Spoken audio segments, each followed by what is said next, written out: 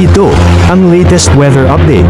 Alamin ang pinakasariwang ulat panahon ngayon dito sa Information TV Educational Channel. Kaninang alas 3 yung low pressure area na minomonitor natin ay huli lumataan sa line 705 kilometers silangan ng Surigao City, Surigao del Norte. Tumataas na po yung possibility nito na maging isang ganap na bagyo beyond 24 hours and generally nakikita po natin na kikilos ito sa west-northwestward. Sa ngayon, wala pa po itong dalang tuloy-tuloy na mga malalakas sa pagulan sa anumang bahagi ng ating bansa.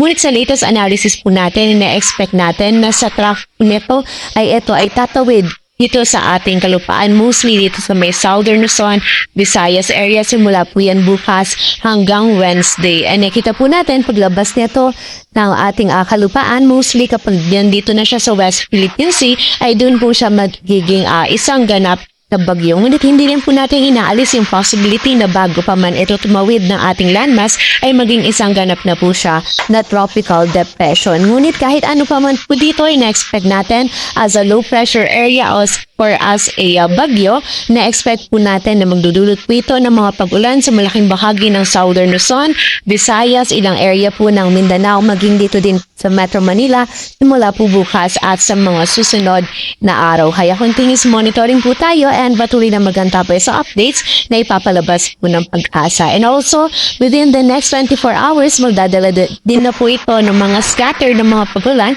pagkilat at pagulog dito sa area ng Eastern Visayas, Catanduanes, Albay, Sorsogon, maging sa bahagi din ng Caraga at Davao Region. Samantala, ang habagat naman nakaka-apekto pa rin sa western section ng Luzon. Possible pa rin po yung mga scattered na mga pag-ulan dito sa Ilocos Region, Zambales, Bataan, Occidental Mindoro, maging sa area ng Palawan. Kaya pag-iingat pa rin po para sa ating mga kababayan.